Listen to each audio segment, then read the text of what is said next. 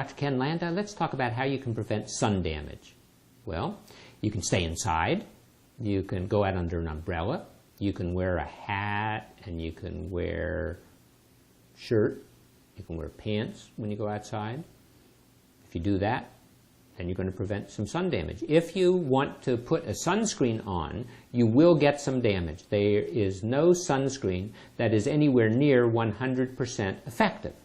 So if you want to use a sunscreen, you have to use it about 15 to 30 minutes before you go out in the sun. You have to apply about a teaspoon per body area. That's a teaspoon for an arm, teaspoon for the other arm, teaspoon for the head and neck, teaspoon for the chest. So you have to use a significant amount of the product, and you have to repeat it every 2 hours. And if you go swimming or if you sweat profusely, you have to use it even more.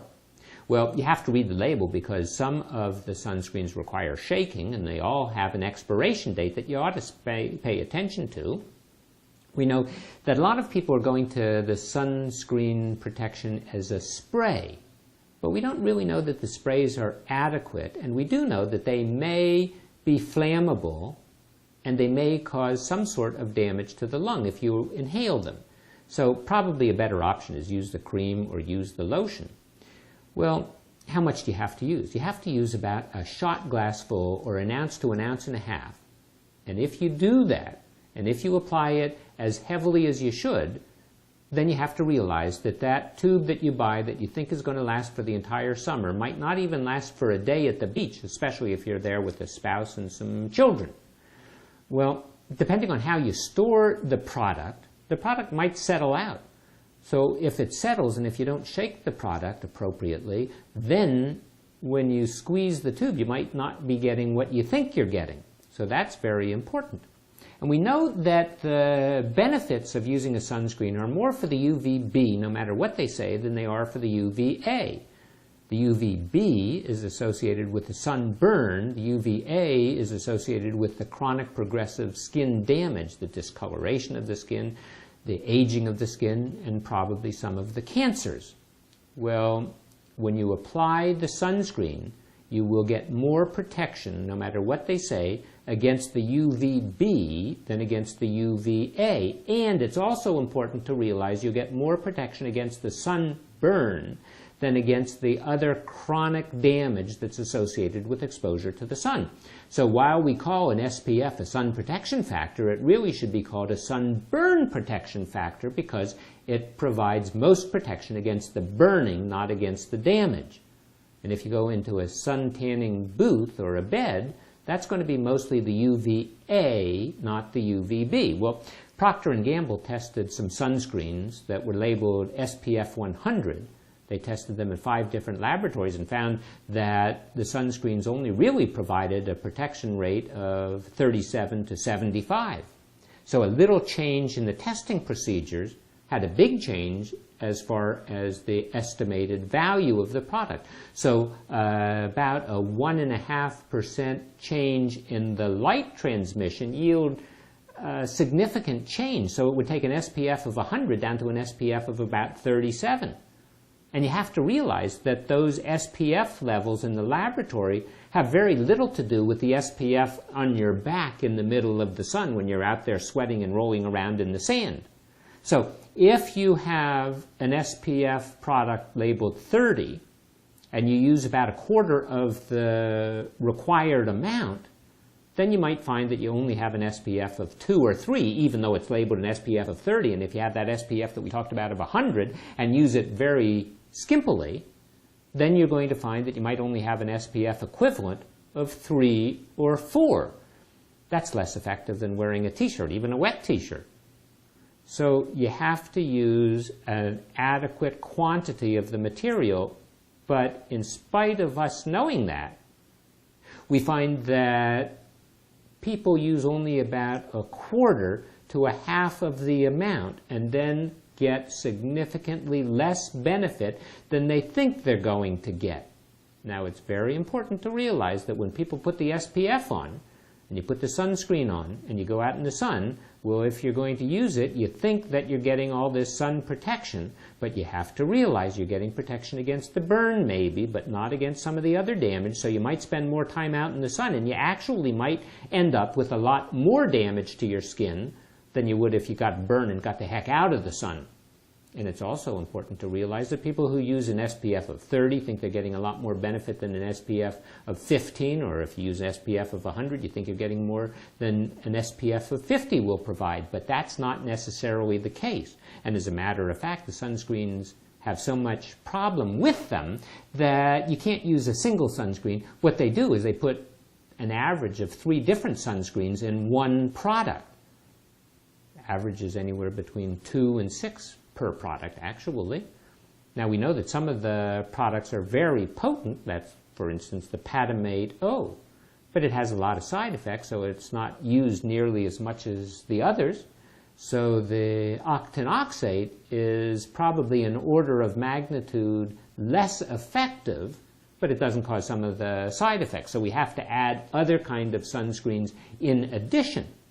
Well, you have one called avobenzone, and it seems to be photounstable. The sun hits it, and it causes deterioration of the product, as opposed to, say, Econsol or Mexeril. Well, when the sun hits that, it's relatively stable. Unfortunately, when you sweat, it washes it off. And there are certain drugs that can increase the likelihood that you're going to have some damage from the sun. Antibiotics and the statins and the antihistamines or the diuretics or aspirin-like products, the so-called NSAIDs or birth control pill, antifungal pills. Or if you're using a retinoid for your acne, or even an alpha-hydroxy acid as a moisturizer. And consider, if you need to use an insect repellent in addition to the sunscreen, the insect repellent is good for about 6 hours, the sunscreen good for about 2 hours. So you should probably apply the sunscreen first, at least according to the Centers for Disease Control. But unfortunately, if you go and put a DEET-containing insect repellent on top of it, well, that DEET product is going to cause deterioration of the sunscreen and a loss of effectiveness. So you're going to have to apply it perhaps more often. So you want a photostable product. You want a product that's not going to leave a greasy feel on your skin. You don't want it to dry your skin. And certainly you don't want that unsightly white discoloration of your skin. Well, in Europe, sunscreens are considered cosmetics. So there are a lot of them on the market. In the United States, they're regulated as over-the-counter drugs. So as a result, a lot of products available in Europe that might be considered more effective are not allowed on the market here in the country. And the safety of the products is the principal thing. It has not been established. So sunscreens are available in moisturizers and cosmetics and aftershaves, but they don't seem to work very well. They don't contain the 3 agents. They contain 1 agent. They're only good against UVB, not against UVA. They have a more elegant feel, but provide less adequate protection. And they're only good for a short period of time in the sun. You can't go and sit out at noon and expect a sunscreen that's present in a cosmetic or a moisturizer to give you much protection, and especially because you applied it more than 2 hours before you went out. So remember, they provide UVB protection, not UVA protection. Well, the Environmental Working Group in 2015 looked at an enormous number of sunscreens on the market and found 80% of them provided inferior protection, or they contained worrisome ingredients. Some of the ingredients, like oxybenzone. Well, oxybenzone, unfortunately, can disrupt hormones and may be associated with some problems with the sperm and some increase in the incidence of endometriosis. And the vitamin A containing products that are present in anywhere between 10 and 15% of the sunscreens, either meant to be used as sunscreens or as moisturizers or lip balms, well, they can increase the production of free radicals, which can lead to aging of the skin and skin cancer. So the Skin Cancer Foundation says that they would give the seal of approval to appropriate sunscreens, but the sunscreens have to ante up about $10,000 to get that seal of approval. So people question whether it's really a legitimate thing. And JAMA Dermatology, that's the Journal of the American Medical Association dermatology publication, in 2016 they came out with an analysis of sunscreens, and they found that they ranged in price from 68 cents an ounce to about $23.50 an ounce, or a 3,000-fold variation in price. But there was no direct correlation between the price and the effectiveness, and as a matter of fact, about 40% didn't meet the guidelines, principally because they weren't as water resistant as they were supposed to be. Well, the FDA regulates the products that are on the market here in the United States, but unfortunately, a lot of the products are grandfathered in, and at the present time, it would appear that a lot of the products wouldn't be able to come to market if they had to pass the current guidelines. And according to the Environmental Working Group, the FDA has very lax standards at the present time.